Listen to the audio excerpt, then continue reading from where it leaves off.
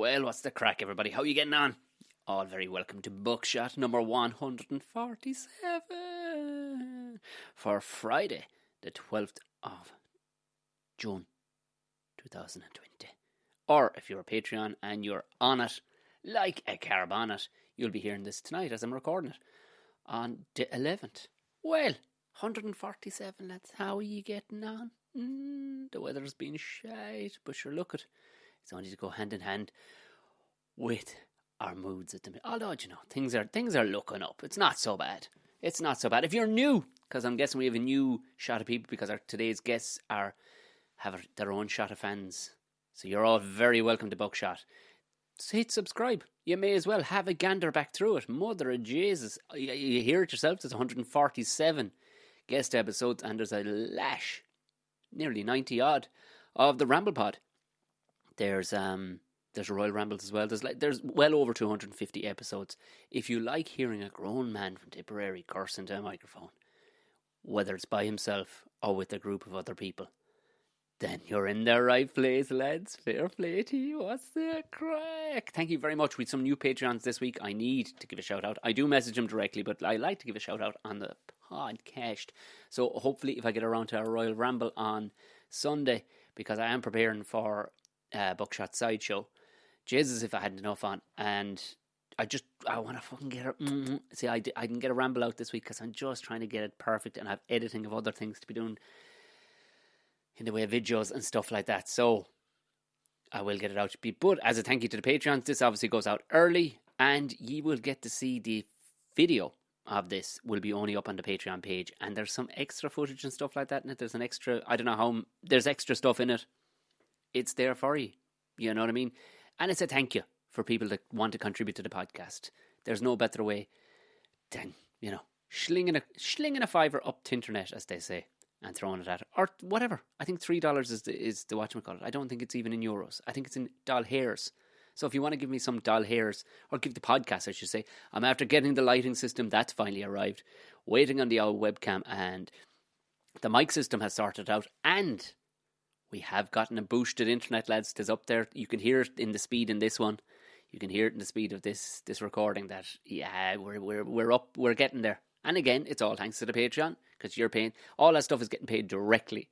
I'm making it a business though. I've always made it a business. Only get new gear if the Patreons are paying for it, because it's in direct correlation to, you know, how sound people are, and, you know, slinging it a couple of dollars. Anyway, that's the crack. So there is, this Tuesday, we are going to put the sideshow. So if you're wondering, what in the fuck is this fella talking about?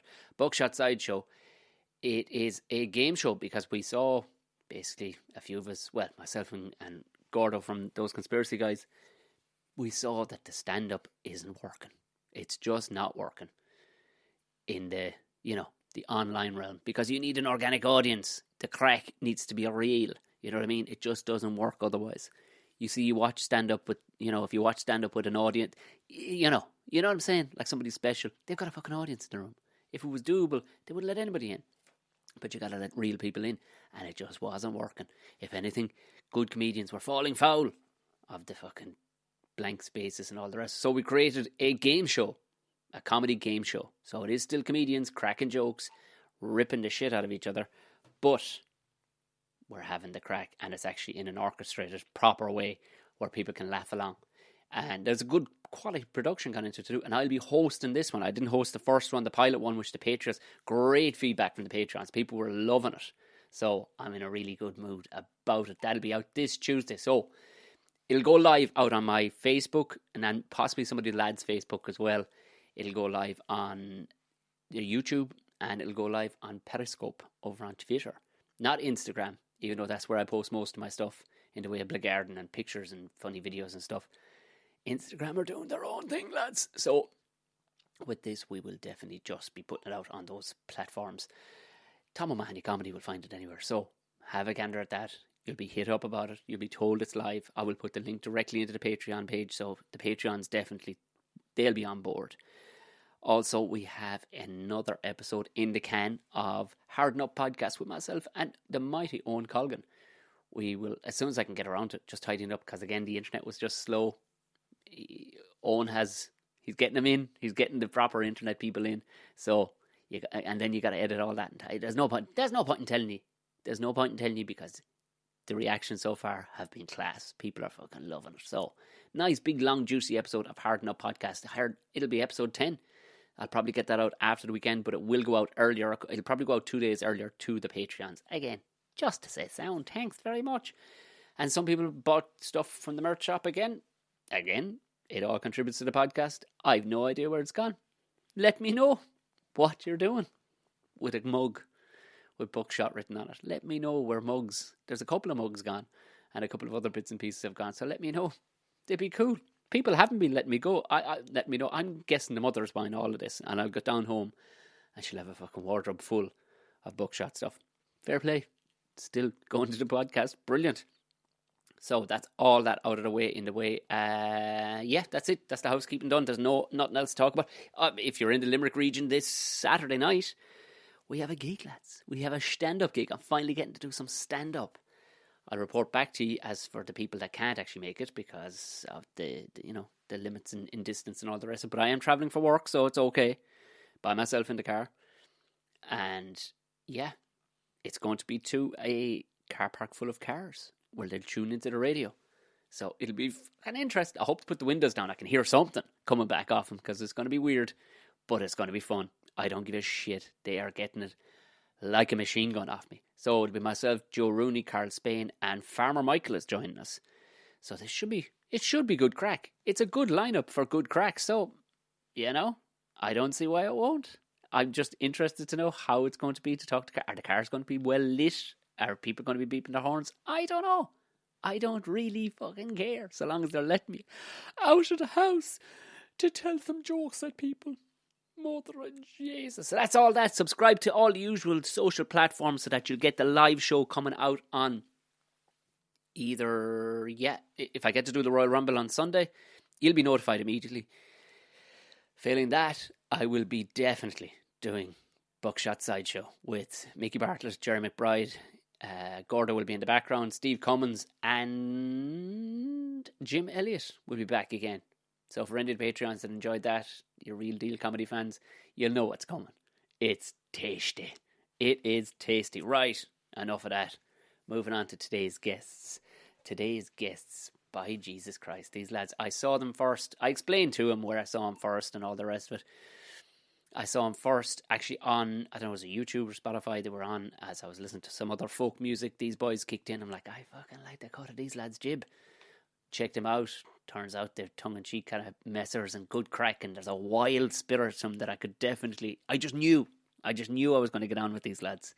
There's a wildness to them, and there's an organics to it. And I didn't actually over-edit this or anything and take out any of the chatter back and forth. Sometimes you have to, because it's kind of set up chat. I took out some, and that will be on the video for the Patreons. But for the most part, because it's just raw and organic and good crack and Blackgarden and, and there's some insightful stuff there where you talk about following your dreams and stuff like that. It's hard, but if you want to put the foot down, you can do it. Great chat with these boys. They have been taken every place by storm. People are loving. They have an immense live video forum coming out, or on the weekly, on the reg. They have it out. They've built a bar. The guys were in their pub. They have their own pub. They built in a big size, they say a shed, but it's a good size fucking stone building in their back garden. They built it and they film it professionally. They put it out live on Fridays. It'll be out tonight. If you're listening to this on Friday morning, it will be out tonight. We talk all about it in it. I will put all the show notes, the links to it and all the rest of it, and the donations to the boys, you know what I mean? Because they're fucking artists making a living and they're putting out some good stuff. Oh man, I enjoyed this. I laughed my ass off. This was just good crack. Couple of songs. Jesus, I wanted to get steaming during this. If you're in work or if you're driving right now, fucking walk home. Just walk away. Pick up a 6-pack and head home. Don't listen any further. Just get in the door, put it up, hook it up to old fucking Alexa, crack open a cold one and enjoy Sean, Charles and Andrew, the Mary Wallopers.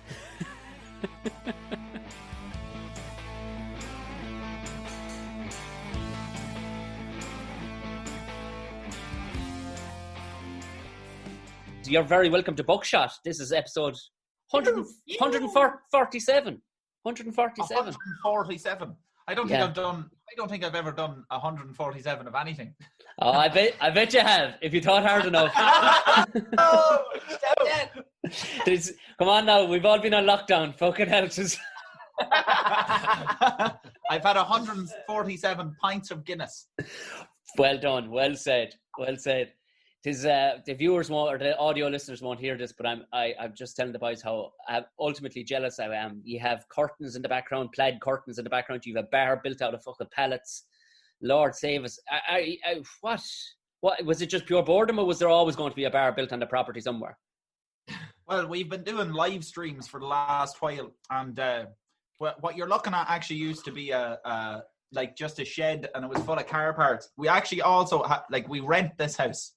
You know what I mean? Oh, right, yeah. We have a landlord that's actually all right, you know, in one way. I wouldn't be blowing too much smoke up his hole, but because he is a landlord. But no, he's all right if he lets us build a pub. But we used to put on parties, and the pub was originally in our sitting room. We started doing live streams and singing in the pub to make it more authentic, and it was just very small, and the cat was after piddling on the carpet, so there was an awful strong smell. It wasn't a nice place to be. Between the smell of the cat pee and Sean in the room when we were doing the live. But moved it upstairs, so we have more room. We were building the space, the recording studio originally, but then we got a bit excited and turned it into a pub. So this is where we're going to do the live streams from now on. There's one on Friday. Fantastic stuff. Yeah, I'd be putting your link in the bio anyway, where people will be able to get it. This is, I often wonder, was that the start of the first ever pub? Was that a fellow went out to do something? You know what I mean?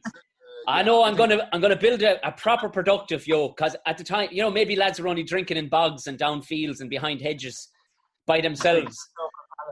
And before he knew it, he found a pallet, he found a fridge. I said, I'm going to put this shit together. I'm going to invite the guys around, and I'm going to charge him just to show up. Yeah, he was like, I have this slab of cans, and they were €24 for 24 cans. What if I charge €3 per can? Sure, I'd be fucking tripling my money. Are we allowed to curse on this, actually? Oh, absolutely. You can do whatever the fuck you want. You can go tops off, guys, whatever you want. Hell and dirty, mucky puddles. Listen, I've listened to, you should listen back to some of the foul languages. This has probably been the cleanest intro so far. Just listen to the PJ Gallagher one. He managed to squeeze the fuck word into at least, I think he got it 14 times into one sentence in the opening fucking 2 minutes. So, you bastard. The dirty. See, now you're just tripling the action now. That's really it. We don't like cursing. We're nice, clean boys. We're like the Waltons here. Or Little House on the Prairie. The Waltons were probably racist. Oh, we're not like them. We're not like them. Inbred racists. The Waltons. We're not one of those things. You're neither inbred or racist. That's great. That's great. No, we're not one of the things. And we were at the Black Lives Matter protest.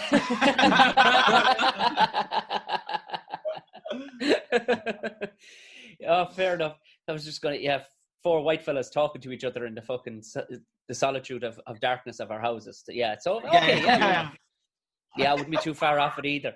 Come here and tell me this. I came across you first. It was what's his name? Derry Farrell. I remember I was listening to him. Oh yeah. And you know, the suggested next pops up, and he popped up. The name alone caught me, and then of course saw you on Tiernan's show as well. But where did the Mary? I'm sure you've been asked this a fucking million times, because my mother is called Mary, and she'd wallop the shit out of all 4 of us at the same time. Yeah. No, same with ours. Same. Is it? And where did your Mary Walloper come from then? It was Sean's dad. My father's from the quay in town, and he's always on about this boat that was there, just a wee rowing boat someone had, and you know, like ships would have a name painted on them. He said this was like a rowing boat that someone for the crack painted a name on it, and the name of the ship was the Mary Walloper. So then all through my life, anytime you drive past a boat or a ship, there's the Mary Wallopers. Was shite like. And so that suits us down to the ground. That's kind of like it's kind of like putting a pallet in your shed and calling it a pub. Yeah. Do you know, Ain't the name of that boat.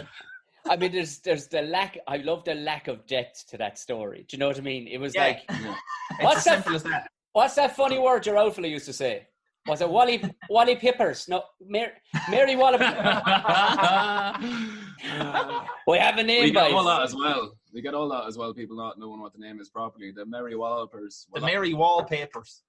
Wallopers also. Yeah, people really can't spell Walloper. Actually, do you know who can't spell Walloper? RTE. Because when they brought up the video of the YouTube thing, it was called the Wallopers. There's not a H. It doesn't go WHALL. The Wallopers. The Wallopers. It sounds They're accents. They're posh accents. We're the Wallopers when we're on RTE. But the Wallopers are on tonight. It sounds so Protestant in that accent as well, doesn't it? Like the Wallopers, you know what I mean? It's Trail colonial.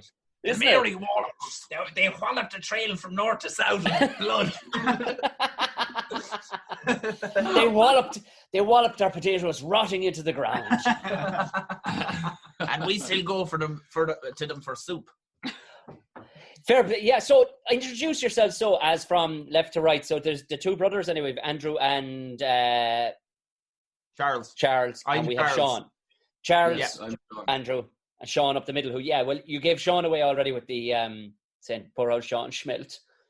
Yeah, he does smell very bad. You're very lucky. He's a mucky boodle. I haven't had a wash today, but I might have one tomorrow. Yeah.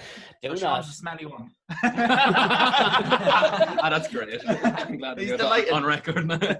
Fantastic. He's the John Lennon of the band, is he? He's just. Yeah, he's a real fucking hippie.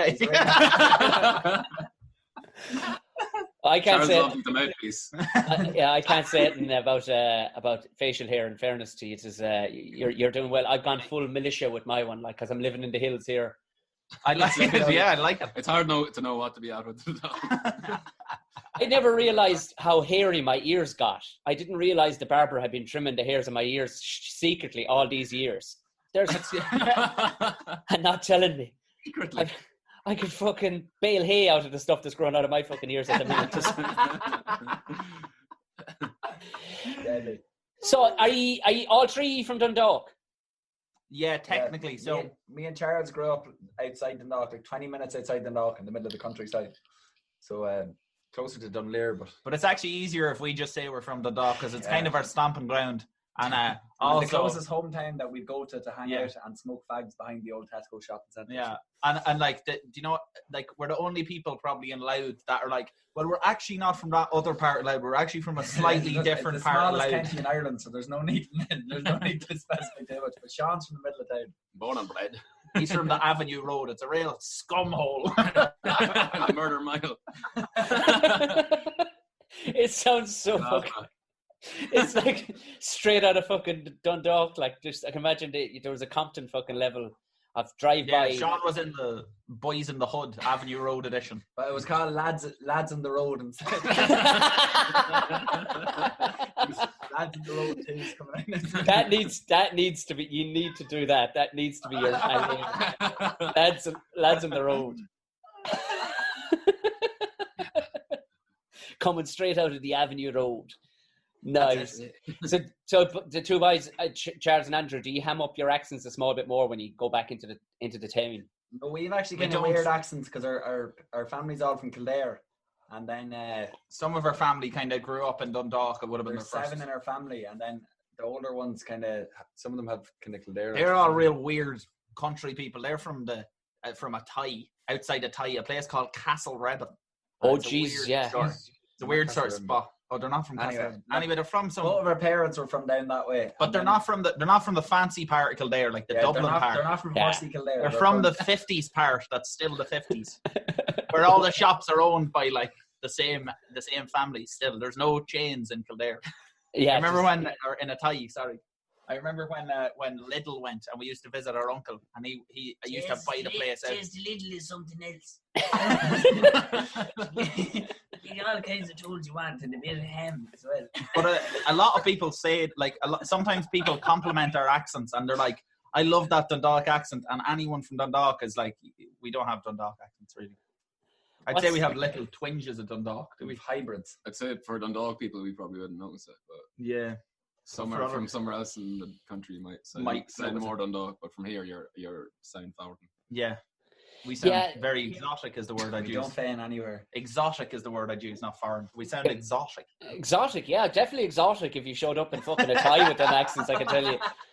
We sound like a foreign body or something. They're just you get to places like a tie and parts of Laois and stuff like that, and you're going into no man's territory there. Like there's We're happy we didn't grow up there.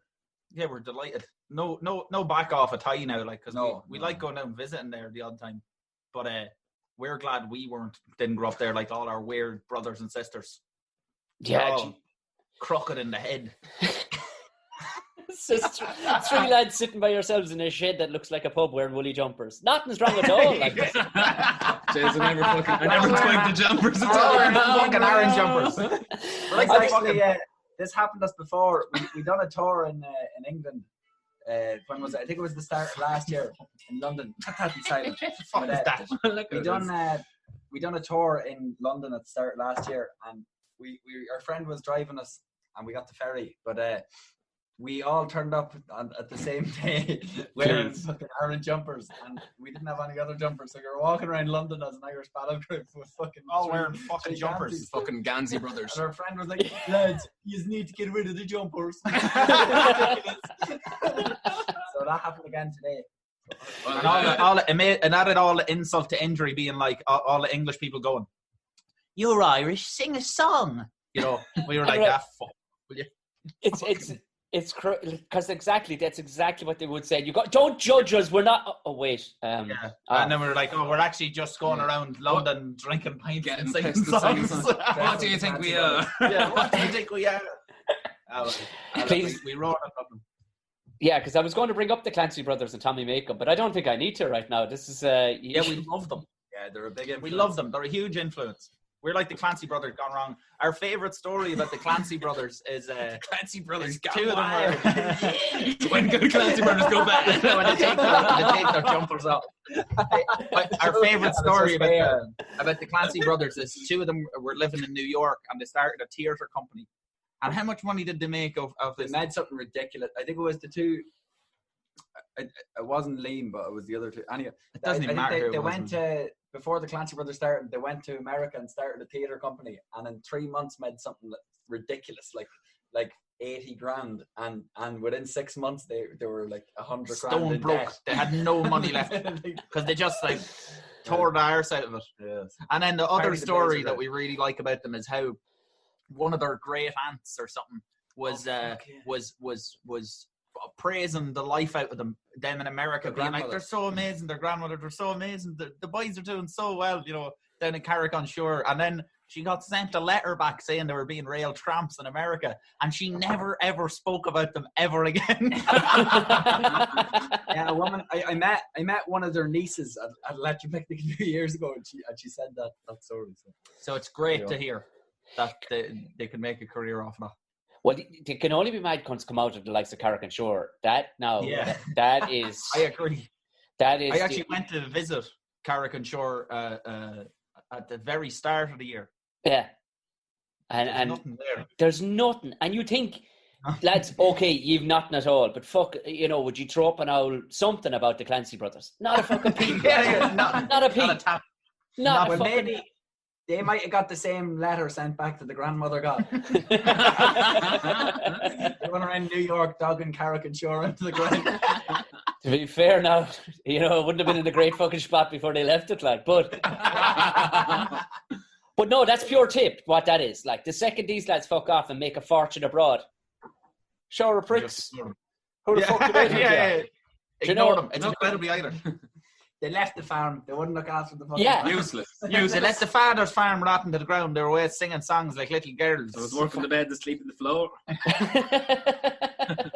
There was because apparently, like, I mean, this is, you know, everybody knows everything that goes on nowadays with social media and phones and everything, but apparently they were wild bastards, which you can only imagine, making mega bucks, you know, and we were just me and Andrew were watching videos of the Clancy brothers last night in here and just looking at them and just thinking about like how it must have felt going from Carrick-on-Shore to New York in the 60s when there's no internet around. Like it would have been mental. Why wouldn't you absolutely tear the ring out of the whole experience? Yeah. Like, you know what I mean?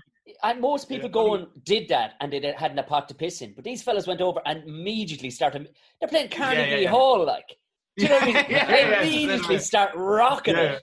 You know, they really knew how to play the Americans. I think. Yeah. Oh yeah, They weren't afraid. They weren't afraid to do it. They'd be saying stuff like "back in Ireland," you know, like acting like real, you know. Yeah, fair play to them. They were amazing.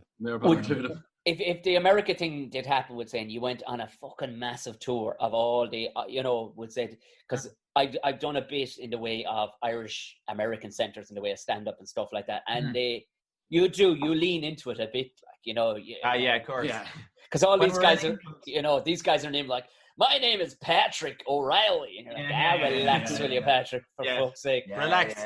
Would you lean heavily into it? You fucking may as well, I suppose. You know what I mean? Me and Andrew have never been to America. Sean's brother lives in America, and he's been in some states. He's hey! But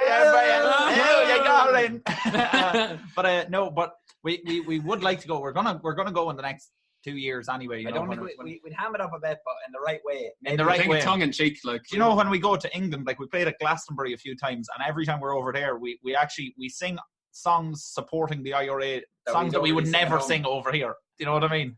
Just to kind of. We sing all the spicy 1990s IRA songs over in Glastonbury just to get a rise out of English people. Just to, but they love it. It's not even getting a rise out of them. They love it. They love it. They love being told that's so amazing. Your accent is so beautiful. So you were playing the gay tent, were you, by the sounds of things?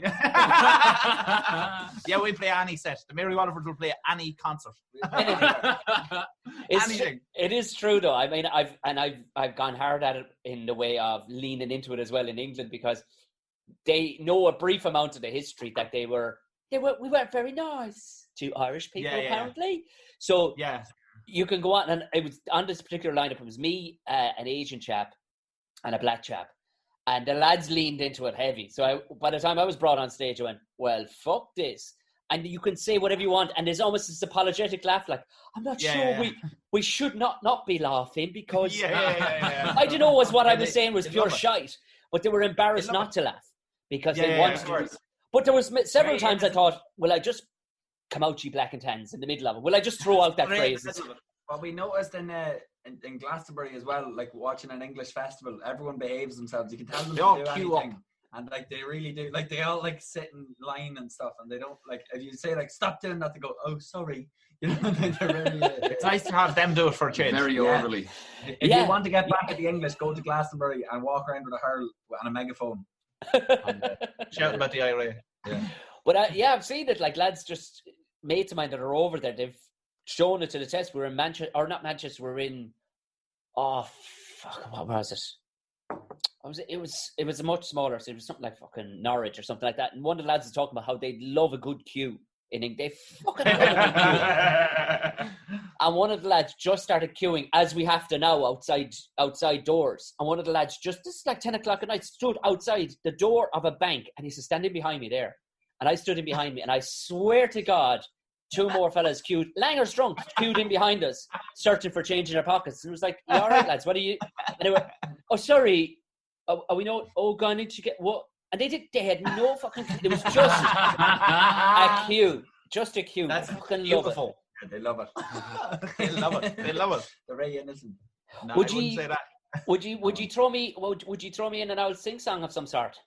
Yeah. Would you? Yeah. You just have delicious tones. Would you give me a blast there? We'll smatter them throughout, one or two of them. And what do you want? Is there anything in particular you want? I really enjoyed the one building up and tearing England down. It kind of reminds me of from my building days. I love that out stuff. Oh, lovely. We absolutely hated working on a building site. I think the nostalgia of a thing is because.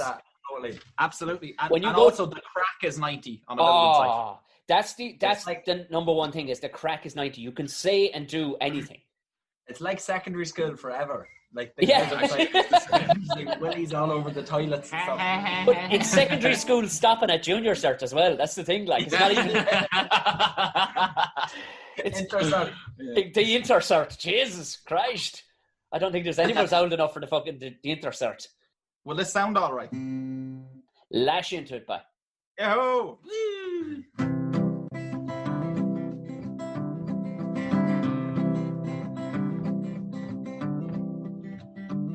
I have won a hero's name with McAlpine and Costain, with Fitzpatrick, Murphy, Ash, and Wimpy's gang. I've been often on the road, on my way to draw the dole, but there's nothing left to do for Johnny Lang. And I used to think that God made the mixer pick and hod, so that Paddy might know hell above the ground. I've had gangers big and tough tell me tear it all out rough when you're building up and tearing England down. I remember Carrier Jack, he wore a hod upon his back, and he swore he'd one day set the world on fire. His face we've never seen since his shovel it cut clean through the middle of a big high tension wire. And I saw Ball McCall from the big flyover fall into a concrete mixer spinning round. Though it was not his intent, he got a fine head of cement when he was building up and tearing England down. I was on the hydro dam the day that Pat McCann got the better of his stammer in a week. He fell from the shuttering jam, and that poor old stuttering man, he was never ever more inclined to speak. And no more like Robin Hood will he roam through Cricklewood or dance around the pubs of Camden Town. Let no man complain that no navvy dies in vain when he's building up and tearing England down. In a tunnel underground, a young Limerick man was found. He was built into the new Victoria line. And when the bonus gang had passed, sticking through the concrete cast was the face of little Charlie Joe Devine.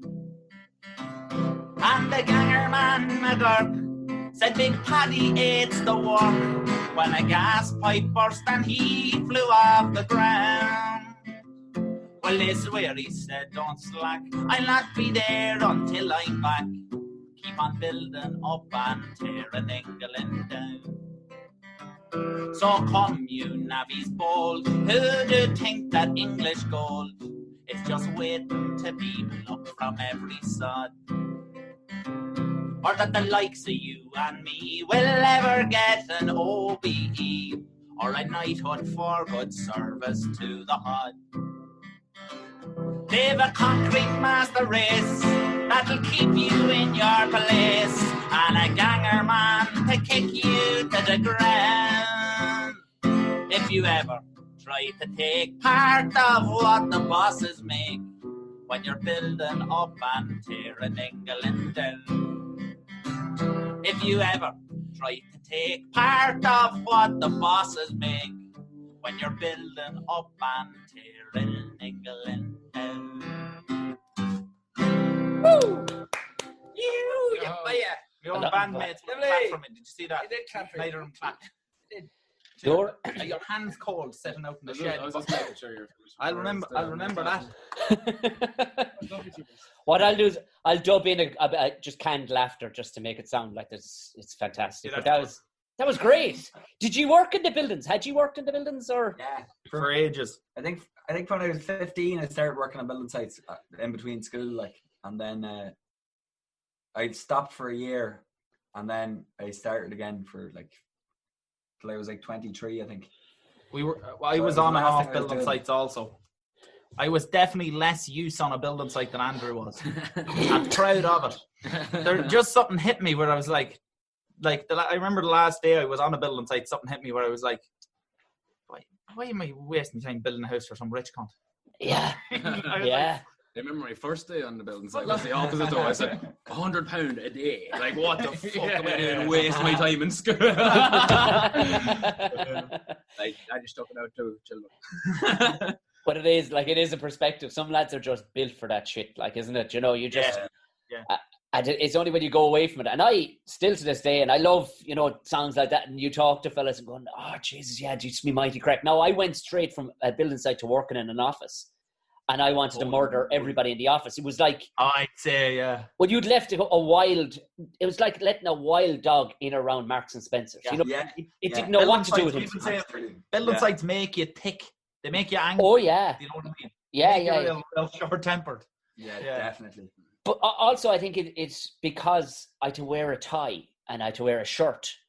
And people said things like, hi, Karen, how was your weekend? Do you know? Yeah. There's something incredibly unnatural about that. Yeah. Isn't it? Yeah. Because neither one of them want to talk about it. Like, you know, even Karen is going, Yeah, I didn't. I quickly became a stand-up comedian. It's not long after. Much better off. I remember going for an interview to work in an office, answering phone calls, and I remember when I got into the interview, the way your man just started talking about how, like, you know, if you join our team, like, you're going to be part of this very exclusive team. And I remember in the interview, he definitely, like, noticed my facial expression change, where I was just like, this is fucking shit. I have no interest. If you said yes to me tomorrow, I wouldn't come in. I was like, fuck this. He just lost all his gusto after about 30 seconds of speaking to me. I was like, that sounds good, all right, yeah. I could just, even as you were telling me that, I could imagine exactly what I was going through. Well, fuck this. What the fuck am I doing? I'm only doing it for the benefit of the fucking people in the Dole office. Yeah. I definitely went in. I definitely wanted that fucking job. I did. Swear to God, I did, yeah. Fucking got down on my knees and fucking started crying. It's a tough adjustment. And then, thank God, you found music then, because, Jesus, imagine having... I was stuck in the office for another... The boys were doing the music full time, and I was stuck in an office losing the head, but boys came in and rescued me. We forced Sean to quit his job. We told him we were going on a European tour, and we were like, we're thinking of going to Europe for two weeks, and Sean was just like, all right, quit the fucking job. Went into the boss, like, John, come here, what would be the crack of getting 2 weeks off? And he's like, well, like, we are flat out. I couldn't give any of the boys 2 weeks off. And I was like, you know I'm going to go anyways, don't you? He's like, yeah, best of luck.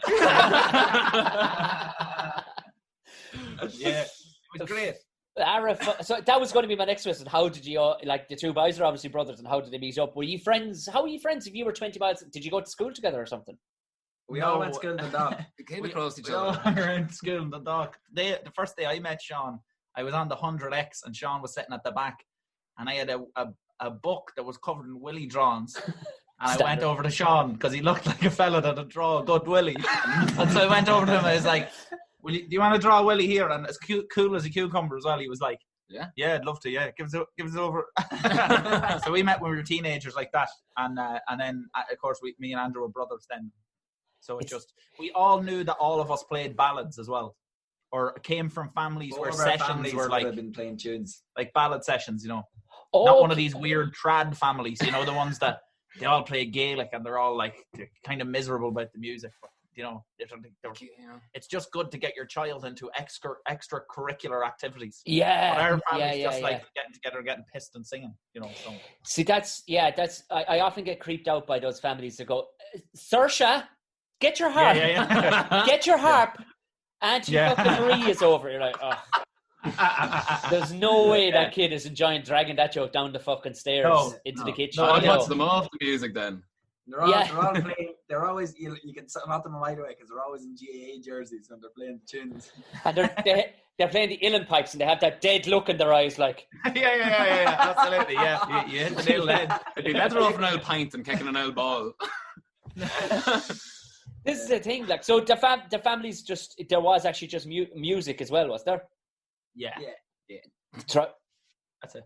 See, I suppose the idea then that coming together, because I definitely knew two people from up that neck of the woods, and I think it was a frequent thing in around Louth, isn't it? Like, because one girl I knew, she was like 5 nights of the week I don't know how she was fucking holding down a job, but There's loads of of music in Dundalk. especially trad as well.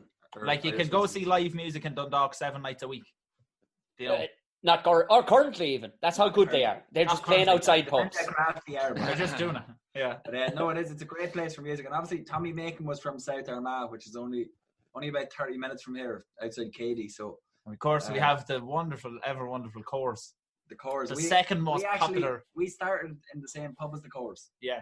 They started in McManus's. But It McManus was a bustling, jiving spot, and we started McManus's when there'd be lads headbutting each other in front of each other when you're playing. So, Well, it's just horses for courses, lads. You know what I mean? You were never going to be courses either, like, you know. I think it's one of the best things that ever happened to us. we were probably the last bullet in McManus's head.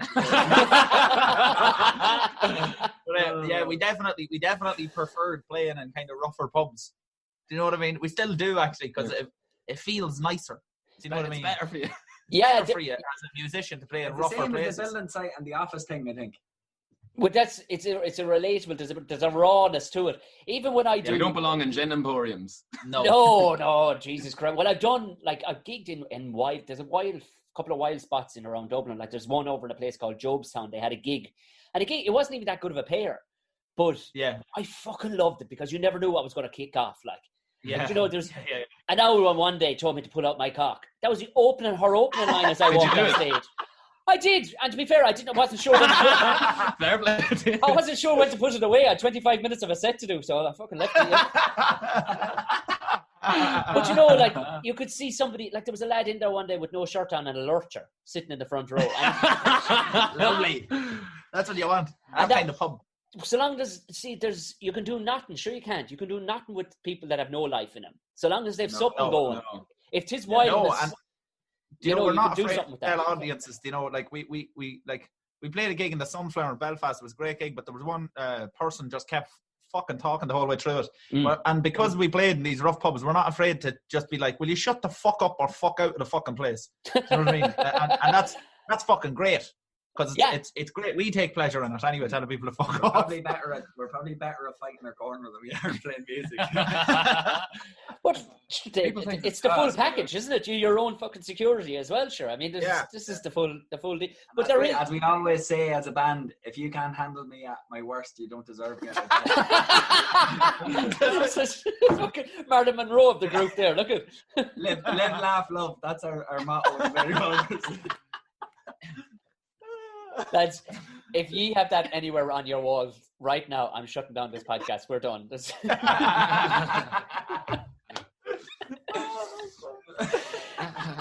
It's true though, they're rougher spots, and I think people can relate to sometimes, and also people. 90%, I guarantee, of that room in the Sunflower that night wanted that fella to shut the fuck up. You know what I mean? Oh, absolutely. But nobody would say it. But I'll never yeah. forget, we were gigging one night in Cashel in Tip, and John Cleary, he's an amazing comedian. He was in the Savage Eye and a bunch of things. He was in the Hardy Bucks as well. And John was on stage, and these three girls had come in that you could tell they weren't part of the club, or they weren't part. They just started nattering amongst themselves. They wanted just to be out. And of course, because it's a local area, nobody wanted to say anything. Until, like, I was going to maybe go over and say, girls, would you just pipe down a bit? Because they'd been on the old bag. You could tell, you know, they were way too loud for... Yeah. And until this woman stood up and went, sorry, John. John was like 20 minutes into 45 minutes. Sorry, John, can I stop you there? Girls, shut up to fuck before I come down to you. The whole place was silent, bar me howling at the back. And she just turned around and went, sorry, John, fire ahead. And just sat back down. That's what you want, though. The place turned into... Three girls fucked off. The place turned into like something out of Def Jam, black comedy club in New York. People were like, no! You know, wet chairs in the air. It all kicked up. And the vibe in the room from then on was... She just set it. That woman had paid her 15 quid. And she was fucking getting every penny of it. You know what I mean? That's what you want, though. You want people fighting your corner as well, and people want to. And so once you open the floodgates, people feel free to roar stuff at other people, and it creates a great atmosphere for a gig. It does. You know yeah. what I mean? I could only imagine. Like there's again pangs of jealousy of your bar and stuff, but I would love to have been able to sing and actually play music. I'm sure I have attempted. at certain stages of drunkenness. You know what I mean? But to nobody would ever fucking pay for it, like, you know. Well, we didn't think anyone would ever pay for us to play ballads, you know. We originally started just to get drunk. Me and Charles had another band, and we had no money, and we go around town with Sean playing in different pubs, asking them if they'd give us free pints to play. We used to do pub crawls, like anytime we were going out. Me, Andrew, and Sean would meet up, bring the guitars with us. The first pub we ever went into was the Wee House in town, and we went in and we were like, will you give us a round of drink if we play a few songs? And we'd never played together ever. And we done that for about 2 months, and then we got the start in McManus's. And it was such a building phrase.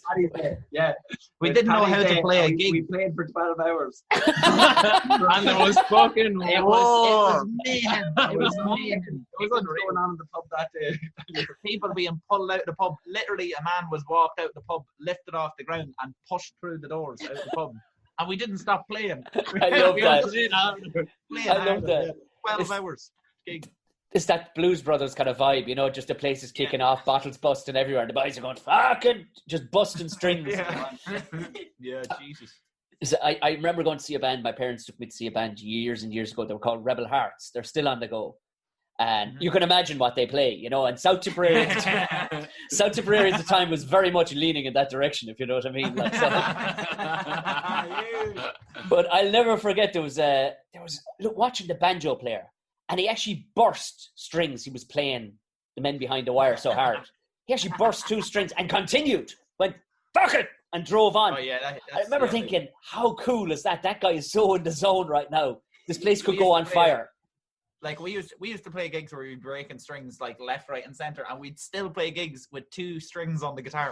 We used to only have one guitar between us. We were around only have one and we'd guitar. play a song and pass it on, and just one guitar all Yeah, we night. had no other instruments. Remember, I got one of my friends gave me a Bowron, and I brought it into one of the sessions, and Charles and Sean went fucking ballistic. What the fuck are you doing bringing this? Who do you think you are, fucking blank Steve?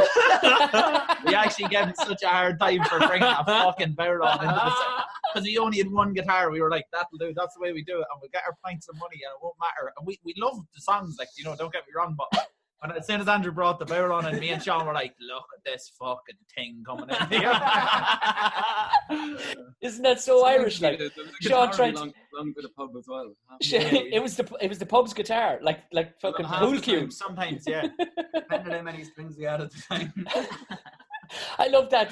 Sean tried to give some level of legitimacy to you, and he still turned around and went, look at this prick now. Yeah, it was Andrew. Oh, sorry, Andrew. Andrew's always been the maestro.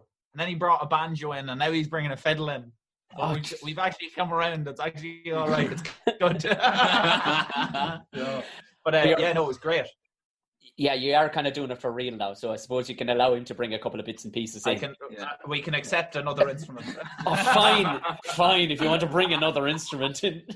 I think the main issue is carrying it, though. We used to have absolute severe matches over carrying a Bowron, because it also doesn't seem like it's a very integral instrument. Well, basically, you know Charles plays the Bowron more than anyone now, but he refuses to acknowledge that. So a lot of times he won't carry it from the house. I'm not fucking carrying that. And then, you know, if you've been gigging for a few days and you have mental health issues from drinking so much, the screaming match can happen very quickly. Just over a Bowron. He's carrying a Bowron. It's great crack. I just imagine we left it in the van because we're that stubborn and no one to carry it, so we just leave it. We were like, right, we're not having a Bowron tonight. Fuck it. Are you seriousnot carrying it? So, looking back, the Bowron was actually a big wedge to drive into. Yoko Ono. Whatever broke up those lads, the Mary Wallopers? It was a fucking old Bowron, would you believe? Like, I don't know, could you gussy it up some way and make it like Captain America's fucking shield and put it on your back? The Bowron is actually sitting on the wall here. We have our first Bowron. Like, we only bought a new Bowron. One of our friends was on MDMA and it was raining, and he said he carried it up to the next, and he tried to use it as an umbrella and then a cushion. And it's actually in such a bad way. Like, it's like you'll be able to see if people on the in the middle. I spilled a load of kerosene on it in the van one day. They never had a cover. Like, it's in a horrid shape. Like, there's holes all the way through it. There's something I kind of love about that Bowron for some reason, though. It looks like it's if that Bowron could talk, you know, it'd have a rough voice. Yeah, you know, If that Baron could cry. It does have a look of sadness about it, all right. Yeah, definitely. Am I right or wrong? Did she have a rap group at one stage? Yeah, me and Andrew Yes, actually yeah. started a group called TPM before the Mary Wallopers became notorious enough to become an official. Became a band by accident. Yeah. So, hey, the fucking Clancy brothers didn't have that, I bet you. Yeah, there you are. They didn't have a rap group. No. Clancy brothers, the sexy Clancy brothers. But yeah, we had a hip hop group. We still do technically have it, but we're use it for at the minute because we're doing more Mary Wallopers stuff. Yeah, we the whole thing is we can only be rappers and rap about how sexy we are and how much we love curry until we're about 32, I'd say, and then we're pushing it. Then it starts becoming a bit weird. Like we'd be on stage grabbing at our bits and all this and like sexy dancing, but once you get to a certain age, I don't think you can do that anymore. But you can be a ballad singer. I tell you what, you'll be a ballad singer until you're 96. Yeah, actually, people respect you more as a ballad singer the older you get. Q-tours, yeah, Q-tour. Yeah, there isn't much call for like rap tunes about applying for a mortgage and stuff like that. There's no one wants that. No one wants that. So the decision to go full time at it, was there any nerves in it at all, or was it like, this is what we're fucking doing? Because you road tested it. No option. No, there was no option from the time we wrote the first song. We were already incredibly poor, and we were like, well, we might as well be poor and doing something that we like, because at least we'll knock some happiness out of it. And then the other thing for me, definitely, I think I've always had trouble doing things that I didn't want to do. Do you know what I mean? That's like a healthy way to be. have had. I think it's all right. Like, do you know what I mean? To actually be like, I don't want to do this, so I'm not going to do it. And then you deal with the repercussions and deal with that. We spent the last 5 years being in total predicaments all the time because we don't have money to pay rent and shit like that. But it's like, it's great. It's definitely worth it for those 3 years. It's just partly because society doesn't want you to be that. They want you to be efficient workers. So as soon as you say, Jesus, like people even give you grief over it, you know, making it's well for you lads, but they don't realize everyone has their own choice. You really just have to go and do whatever you want whenever you want, and it's not to be irresponsible with that choice, but do you know what I mean? But like, I trust in yourself to be able to do like you have to be willing to do to put up with shabby situations and do dodgy things to survive if you're going to do it. So with the Britain's Got Talent culture, it's kind of weird because people go, oh, I'd love to do that, but would they really? Do you understand the work that needs to go into it? Like, you know, and the thing about a good performer as well is if you do it, it should look absolutely effortless. You know what I mean? It should look like it's just thrown out of nowhere. So the decision was hardly a decision. You just do it. You know, but also I'd like to add that it's not as bad as people think. People are like afraid to quit their job and do what they want to do. Like, oh, well, how will I pay the rent, or what, like starve, like, but give it a fuck. If you can bring yourself to get up every morning and drive to a place that you hate and spend all your day in a place that you hate, it's not as it's more hurtful and stressful to your life to do that than to worry about how you're going to pay the rent. And that's funny because me and Andrew were doing it. We were just working on a building site. We were living together, and we were doing TPM already. And then Sean was still working. So there was this, like, Sean had to actually make that decision of having like a career, like, do you know what I mean, in what you were doing, and change it. But like, we've all done it, and it's a lot easier. One of my favorite things is in that I don't know what Jim Carrey is like, but that documentary Jim and Andy about Andy Kaufman. He says a point in that about how he saw his father, who was a jazz musician, become an accountant, and then what he got for it, he got bitter, and then what he got from the accountancy firm in the end was he was made redundant. And so he saw his father fail at something that he didn't like. So you can fail at things that you don't like doing. So you might as well try and fail at something that you absolutely adore. Because at least then you tried, you know. You can fail at stuff you're shit at, you know, and you don't like and you hate, and you'll do it. So and that's like a huge thing. It's a perspective thing too. I mean, people say, oh, you know, it's fine for you, as you said, But I think if they genuinely wanted to do it themselves, they, you know, deep down, if they just, it was killing them not to do it, they do it. But people I do think like to follow, they like to follow a line, you know what I mean? They do. Because if all their friends are doing it, I see it because I'm in Dublin, like people just load themselves with cocaine at the weekend to forget the horrors of the week, like. And they're looking at me like going, and you never have a Saturday night off. I'm like, dude, every fucking day is Saturday night to me. Are you joking me? I tell dick jokes for a living. Absolutely. You know, like it's funny because it is just a way of dealing with just like jamming all this stuff out your head. And then I understand for some people maybe that's an easier option if they just want a family life and they need to support a family and that's what they want. Then that's totally fine. It's all about finding what you want. Yeah, there's nothing wrong with it if you like it.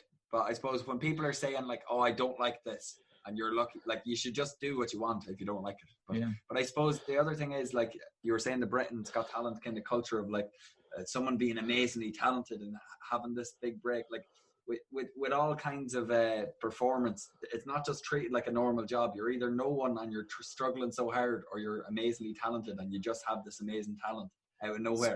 Speaking on that as well, we just went through the last 2 months negotiating with the world's biggest record label about signing us, right?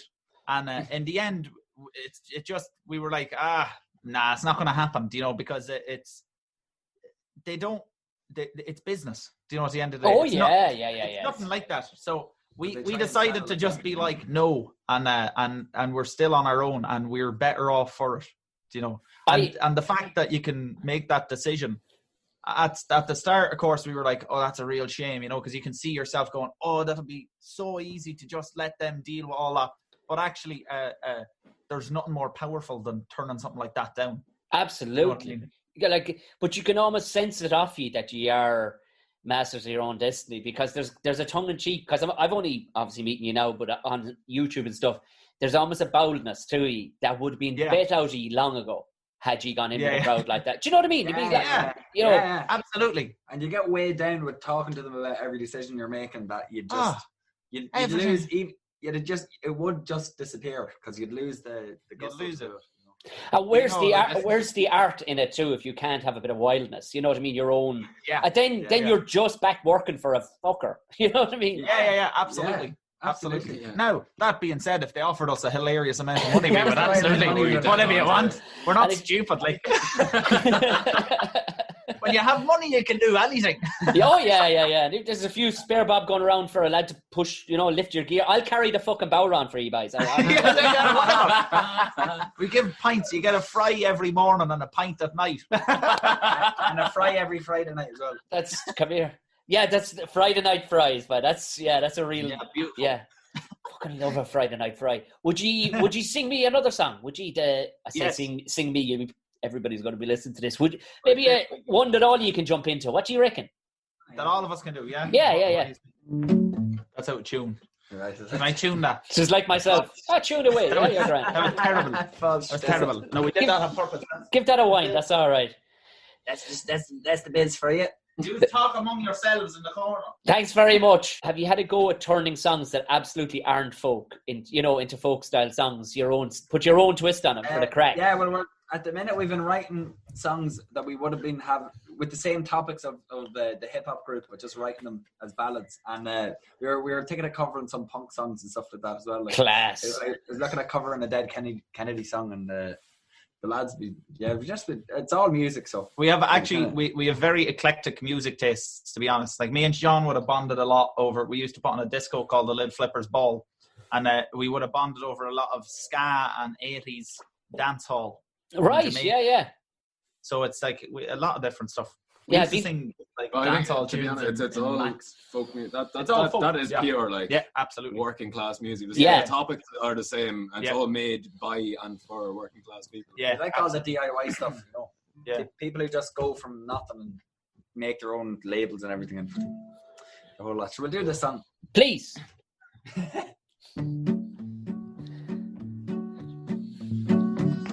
I'll tell you a tale of peace and love. A whack for the little and the dido-day. Of a land that rules all lands above. A whack for the little and the dido-day. Peace and plenty be her share.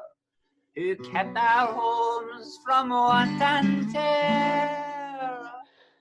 Oh, God bless England is our prayer. Whack for the diddle and the dido-day, whack for the diddle and the dido-day. So we say, everybody, come and listen while we play. Whack for the diddle and the dido-day. When we were savage, fierce and wild, whack for the diddle and the dido-day. She came like a mother to her only child, whack for the diddle and the dido-day. Took us from primeval slime and kept our hands from want and crime. And she sent us to heaven in her own good time. Whack for the diddle and the dido-day, whack for the diddle and the dido-day. So we say, everybody, come and listen while we play. Whack for the diddle and the dido-day. Our fathers off were naughty boys. Whack for the diddle and the dido-day. For guns and pikes are dangerous toys. Whack for the diddle and the dido-day. From the cheapy old Boland's mill, we made Mother England cry her fair. But old Britannia loves us still. Whack for the diddle and the dido-day, whack for the diddle and the dido-day. So we say, everybody, come and listen while we play. Whack for the diddle and the dido-day. Now, Irishmen, forget the past. A whack for the diddle and the dido-day. And think of a day that's coming fast. A whack for the diddle and the dido-day. When we shall all be civilized, neat and clean, and well advised. Oh, won't Mother England be surprised? Whack for the diddle and the dido-day, whack for the diddle and the dido-day. So we say, everybody, come and listen while we play. Whack for the diddle and the dido-day, whack for the diddle and the dido-day. So we say, everybody, God bless England. So we'll say, whack for the diddle and the dido-day.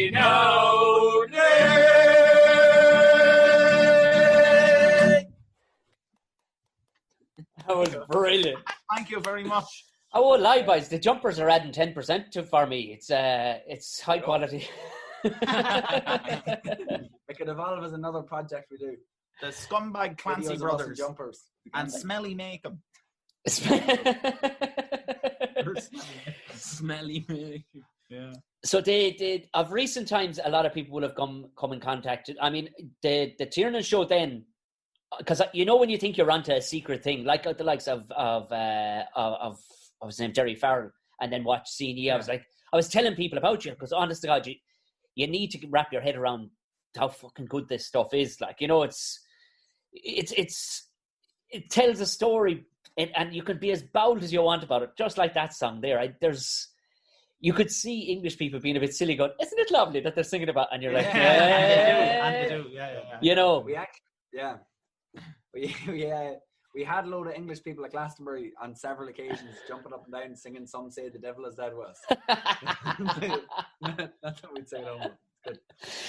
But they obviously you were on. What was the feedback like after the Tiernan show then? It was great. We definitely. We were there all day. It was like 2 o'clock in the day we went, and then we were there all day until 11:30 at night, and we were drinking out of the RT bar. And, that's the way to do it.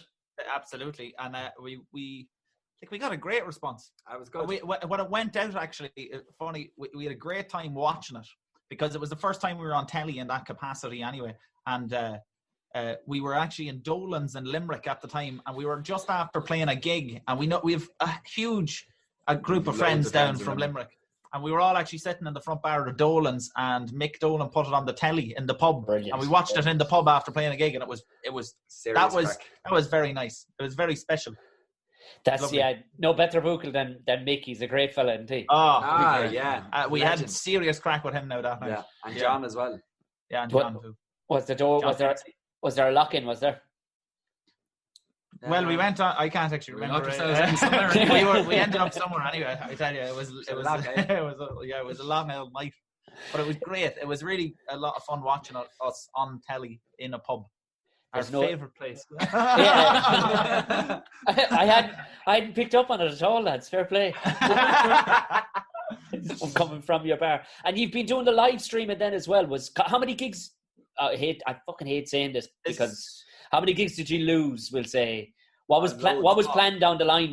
up until. We were just in the first weekend of lockdown, we were supposed to fly to Germany and do 2 days of gigs, then fly to London and do a gig in Trafalgar Square, and then fly home and do a gig in Cork, and then the day after that, Cork do a gig Opera in House with Dublin. Lankham, and then what was the gig in Dublin? Then? The Button Factory with TPM. The Button So Factory, we yeah. had like mental schedule of. To be honest, we were kind of dreading it. It was And, daunting. Then the lockdown started, and we just said, "Fuck, we'll do the live stream." So The live streams have been good now, anyway. But we're you know, we had Jesus. I've just put that out of my head, all the gigs we had booked this year. But live streams are great crack. So last year we done 154 gigs.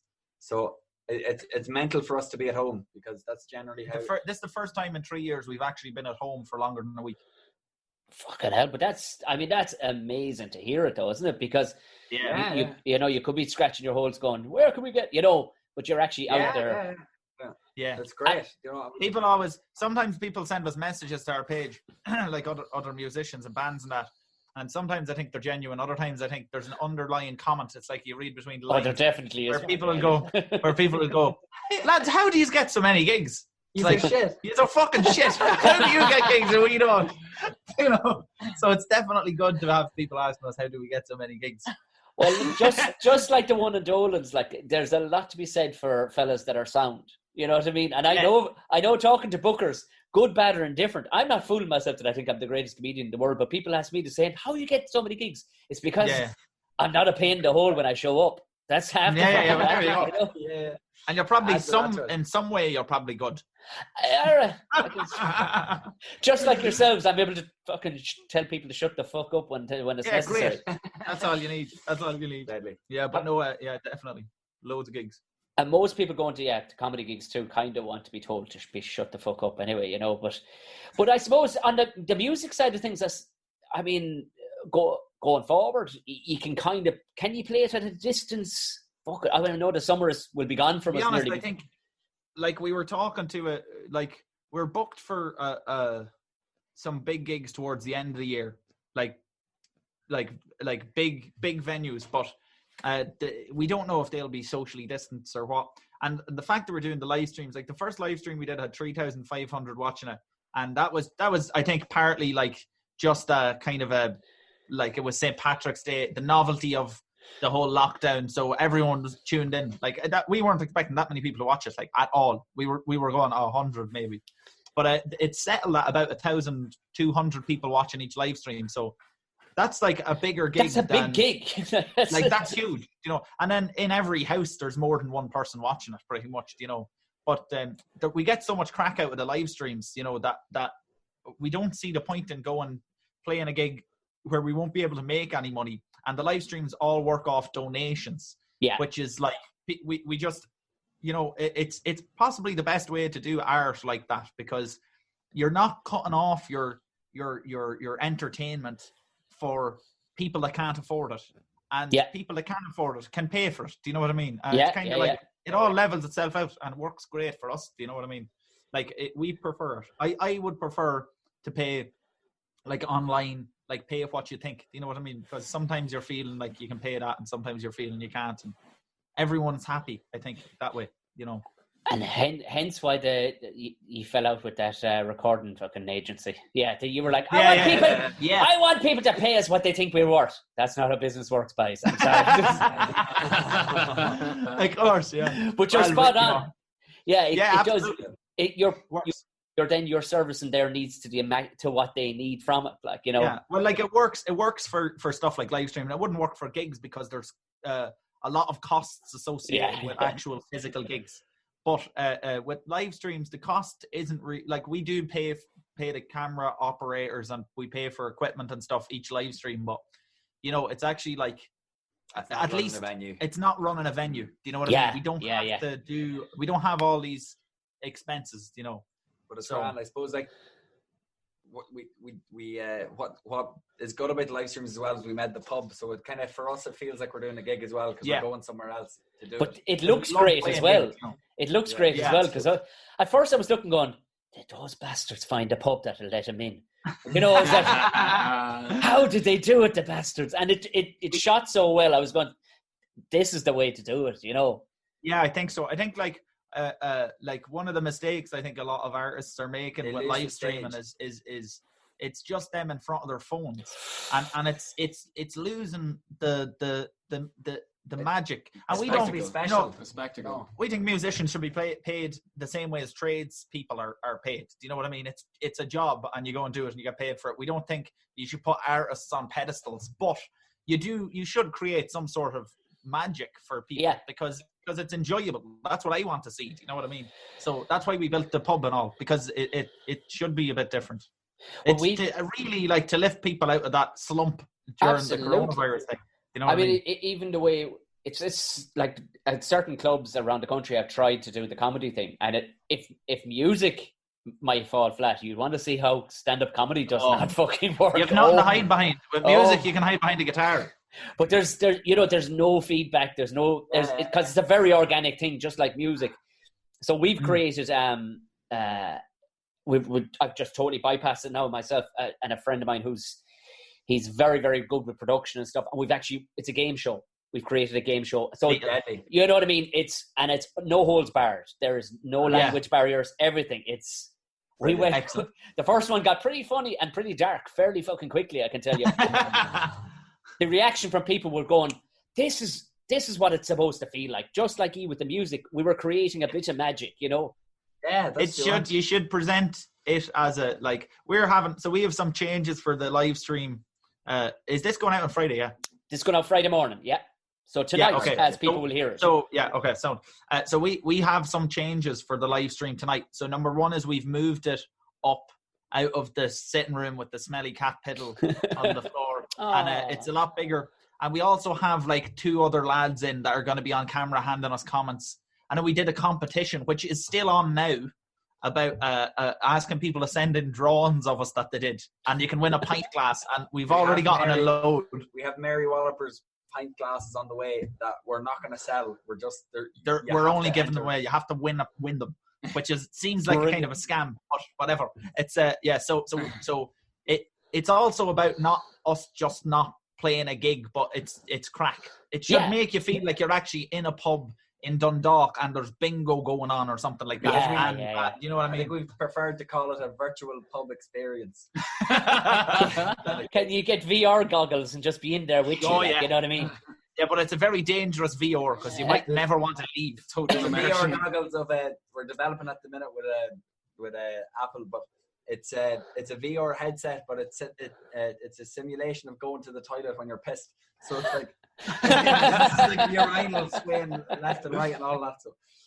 I think like we've gotten so many like unbelievable messages from people like nurses even and stuff like that where they're really saying that it's like pulling them out of like a mad time, and so it's all gladly like kind of winding down now, but it was just mad after the first one to see the reaction because we weren't expecting it. We were literally just building a pub to try and give people a bit of crack and give us something to do, and just seeing how much people have like absolutely loved it. It's like we have our own Wayne's World. But isn't that class? Isn't it? It is very Wayne's World now that you mention it. Yeah, like that. Yeah, that's what you'll have to open with now the next day. Not a song at all. Like party time. But isn't that class that and again, it's an art form in that you've created a pub and it immediately translated to happiness for people. You know what I mean? Yeah. Through their phones or through their iPads or whatever the hell they're watching on. Yeah. And then, people were sending us videos and it's mad to see the generation gap where all these people now are some people are living with their grandparents or their parents and they're quite old. And they're all stuck in the same houses, and they're watching our live streams. And there was even old people sitting with their kids and like playing the tin whistle along to it because they know the songs too. Yeah, and like the youngsters, it's just this weird bonding that it's like actually so wholesome. And it's us talking about our Mickeys and stuff for half the time. It was like every 20 years there's a folk revival or something, but it's like not exactly that, but. It's good to see generations being connected through the music and the music staying alive and not going away. So like it's so wholesome. Like I remember being in where is it for? I was in Budapest before and I was talking to someone and we're saying like a lot of the folk music was just lost during the USSR and stuff like that. And the singing traditions are just gone. But Ireland's really lucky that we have all this old folk music, and it's so strong. You know, so it's great. It's great seeing loads of generations of the one family watching it and all enjoying it. So. We hid it from the English. We kept it we hid it in Louth from the English. Luckily. I can't have anything with them crowd around. Because I knew I could tell you were good crack from the watching, from just the way you were singing and stuff. But when you start, you know what I'm gonna fucking say? Poor old Gemma O'Doherty and those poor people. yeah. That was They crashed our protest. That was absolutely delicious. That was. Thanks very much. So, what were your policies again? Just in case people haven't heard, I'll probably put a link to this in the show notes as well, because this is so good. Bring back dial-up. That's the main one. Bring back dial-up. Bring back the old shopping centre in Dundalk. And that's the main ones. They're the main ones. We want things to be the way it used to be. We like the way it was. Dundalk Against Change is the name of our party. So. We like the good old-fashioned values. For anybody who's wondering, what in the fuck am I listening to here? It's Gemma O'Doherty and a group of very far right-wing people who are singing off the most ridiculous hymn sheet, who want things owled and white and owled. And the boys counter-argued. They called her bluff and approached her with these policies that she... Were they fuming? Oh yeah. At the start they were really confused because the beach where they were doing this protest, we got word, is 5 minutes away from our house. Like, you could walk to it from our house. And beautiful. And we weren't going to do anything because we were like, the guards are going to deal with it. We don't want to be, doing whatever. But then we found out that they were still doing their wee protest or anti-multiculturalism, anti-5G vaccine, whatever. I don't know, whatever mush is coming out of their heads. But we put on tinfoil hats and decided to make a group called Dundalk Against Change and go down and pretend to them that this was our day for the protest. They're always telling people to go back to where they came from, but they were in our town and we told them to go back to where they came from. So they obviously don't like a taste of their own medicine, and they're always going like, but what about free speech? But that's a very American thing. I don't actually think free speech is all it's cracked up to be. Who wants free speech? Oh, you can go down the street and you can say whatever you like to anyone. It sounds like only a bollocks that want free speech, But everyone else knows they have it already. Yeah, you just have that. You can just do that, but you have to feel the repercussions. Like, fuck me. You can't just be going around saying whatever you want to whoever you want. Jesus, the place would be gone mad. Huh? Imagine that. Oh, I have free speech, so I can just be a fucking arsehole the whole time. Like, fuck me. Telling people what I think. For fuck's sake. But they didn't like it. We were essentially doing what they wanted. Do you know what I mean? We were doing bring back dial-up as like this whole thing of like, we don't want 5G. And then we were saying, but we only live down the road. What are you doing in our area? You are not from here. Go away. And we were also going, we're exercising our right to free speech. And they didn't want any of it. So I don't know. They need to have a good chat about what they really want, because we were doing all the stuff they were protesting for. I like that you said they didn't like a taste of their own medicine, but of course they don't want vaccines for anybody. No. So they don't want it in any form.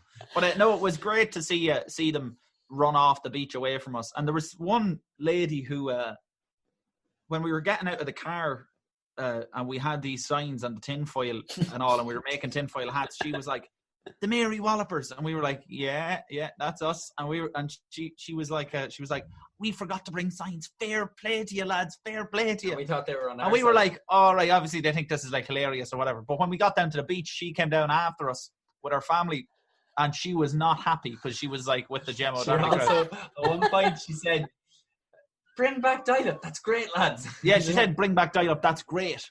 That's brilliant. We forgot our placards. But then when we were down on the beach, you can see in the video, if you're going to link the video. We blurred them out because we're not bringing ourselves down to their level. But she started shouting shame on you at us. She later went on Facebook to a weird far-right group and posted the video of us annoying them and said, this is the Mary Wallopers. I used to be a fan of their music, but now if I heard it, it would make me vomit. And I went on to say, try and spread rumours that we were throwing sand in Gemma O'Doherty's face, that we told a young boy with Down syndrome that he should have been aborted, and that we were throwing eggs into children's faces at the protest. Like she was trying to dismantle our whole career or something. Some of them have made it their business to comment under every one of our YouTube videos. If you go look up the Mary Wallopers on YouTube and go to the YouTube videos, there's a page called Pat Scanlon who is not happy with Mary Wallopers at all because we support 5G. You go look at all the comments because Jesus, I tell you, for a group of people that are always going on, people are so triggered nowadays. It's very, very easy to trigger them. They can't take the it irony. at all. But the very fact that woman was raging at you and came out with these statements shows that they're all fucking lunatics that are involved in this thing with loads of time on their hands. It was at the point of, right, we're very lucky that we're young white lads and we're Irish, right? Because if we weren't, the backlash would have been, I'd say, 100 times. There was people screenshotting pictures of Andrew's nose and saying incredibly anti-Semitic stuff about us. And I kept trying to make out we were gay and we loved riding Leo Varadkar. And also even then people going, yeah, bloody 4 eyes about Andrew's glasses. It's like, what sort of insult? Glasses now. Glasses. Making fun of people's glasses. Oh, that's a very Jewish thing, isn't it? Of course, yeah. Don't you know? Yeah, so it was just funny. We're lucky. We're lucky. We're lucky.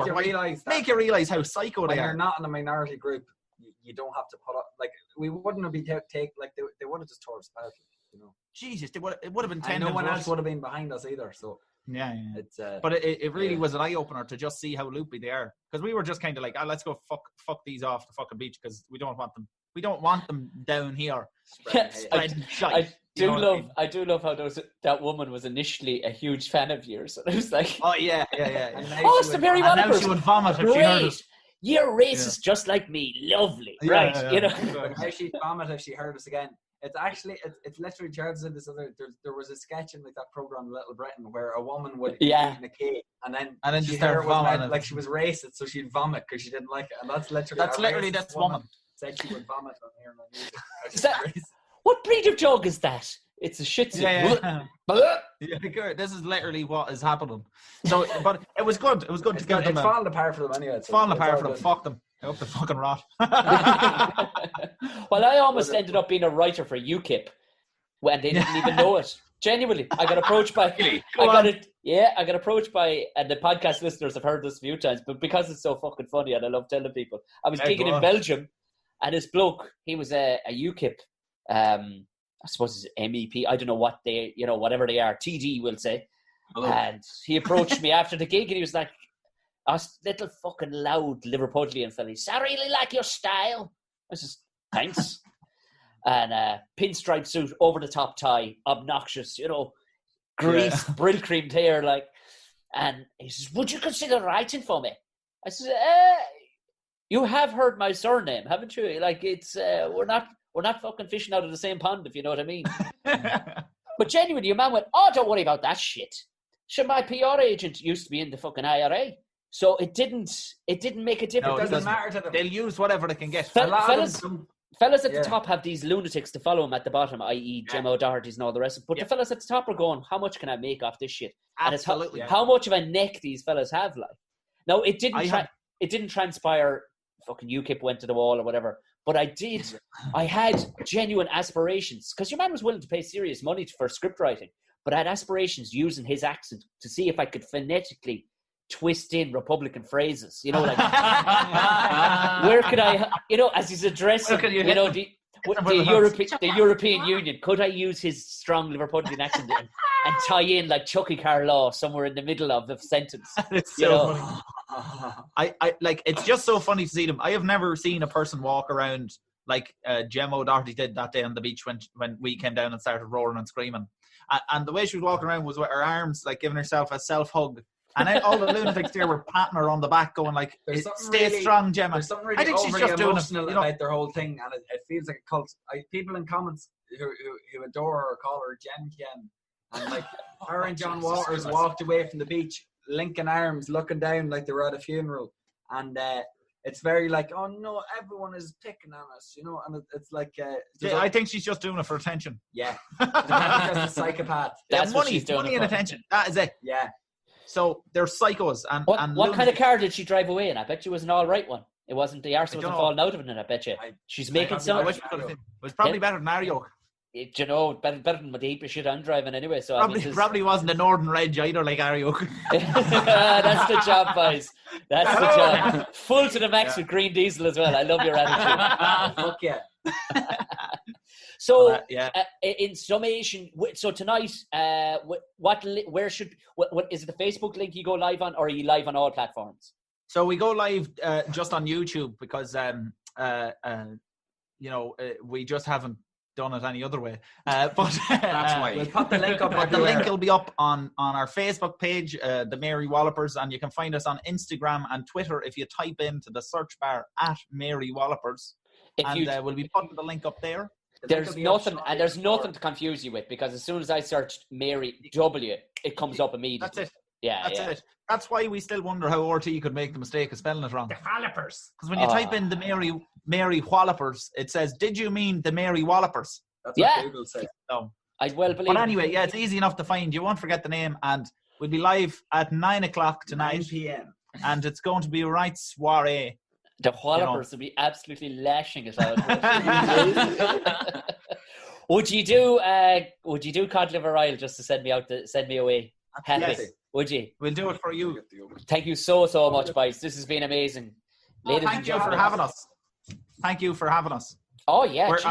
I'm gonna also just say the donate link tonight. Yes. You can donate to us tonight, and it's going to be a fabulous thing to do because we'll build more pubs. We might come to your town and build a pub.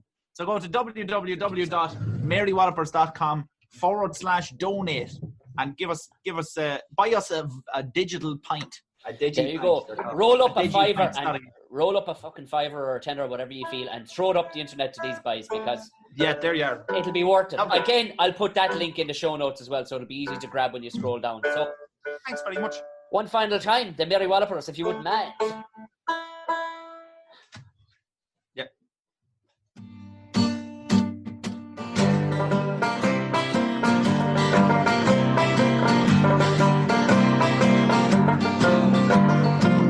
Out to the east, there came a hard man. Oh, ho, ho, all the way to Britain. Ah, glory, hallelujah. Cod liver oil and the orange juice. He went into a pub and he came out paralytic. Oh, ho, ho, feed the insider. Ah, what a hell of a mixture. Cod liver oil and the orange juice. Does this bus go to the Donaldson Palace? Oh, ho, ho, I'm looking for a lumber. Ah, glory, hallelujah. Cod liver oil and the orange juice. There in the dancing, he met Hairy Mary. Oh, ho, ho, the flower of the Gorbals. Ah, glory, hallelujah. Cod liver oil and the orange juice. Oh, now, Mary, are you dancing? Oh, no, it's just the way I'm standing. Ah, glory, hallelujah. Cod liver oil and the orange juice. Oh, now, Mary, you're one in a million. Oh, ho, ho, and so's your chances. Ah, glory, hallelujah.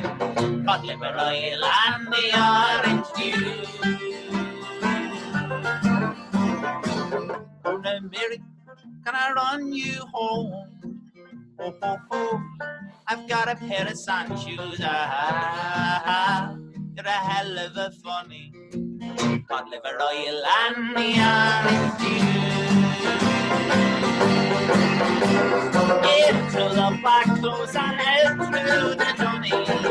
Oh, ho, ho, it wasn't for the first time. Glory, hallelujah. Oliver Oil and the orange juice. The mother came out, she was going to the clutchy. Oh, oh, oh, I buggered off sharpish. Glory, hallelujah. Oliver Oil and the orange juice. Harry, Mary had a little baby. Oh, oh, oh, the father's in the army. Glory, hallelujah. Oliver Oil and the orange juice. Harry, Mary still looking for her hard man. Oh, oh, oh, he joined the Foreign Legion. Sahara under the camel. Oliver Oil and the orange juice. Oliver Oil and the orange juice. Outstanding, guys. That was brilliant. Thanks very much. Oh, absolutely. Once more time, the Mary Wallopers, Sean, Charles and Andrew. That was fantastic. Guys, get on it. You scroll down, it'll be the first link you see. Everybody click onto it immediately and go see the boys. Get a lash of cans and join them tonight live over on YouTube. Boys, fair play to you. Hey, thanks very much for having us, Tom. How good was that, huh? I told you this is going to be a good one. I wasn't wrong, was I? That was tasty. My thanks to the three boys from the Mary Wallopers. Oh, Jesus, I enjoyed that. No, and brilliant stuff. So they'll be on tonight over on YouTube. So, like I said, down the show notes, the link will be there. Click through, the donation link will be there as well. Schling the boys a few pounds, will you? Keep them in razors, washing up liquid, and whatever boys need to just keep playing music. You know what I mean? It's well worth it. You'll see what I mean when you watch it tonight. It is class. So, thank you very much for everybody listening. If you're new, thank you. Welcome on board. Join up. If you want to donate, if you feel like that was tasty, there's loads more to come. It's out fucking all the time. A couple of times a week this stuff is out from me. There's also Harden Up podcast. Pop over there, have a gander at that. And the Patreon link, the merch, whatever you want to do. It's muchly and greatly appreciated. Muchly. Listen to me, for the love of Jesus. If you don't want to do any of them things and you are listening on Apple Podcasts, or if you are doing them things and you do, if you're listening on Apple Podcasts, go ahead, rate and review. If you don't want to write us a little note. A nice little note there. How are you, Tommy? Because this week, I don't know what has resonated with people this week, but the messages we're getting from people between Harden Up and Buckshot, people are being class, sound out, driving it on. So do write us a little review. By review, I mean be sound, you know what I mean? And give us the 5 stars, because that way it'll make it more available and more visible to other people.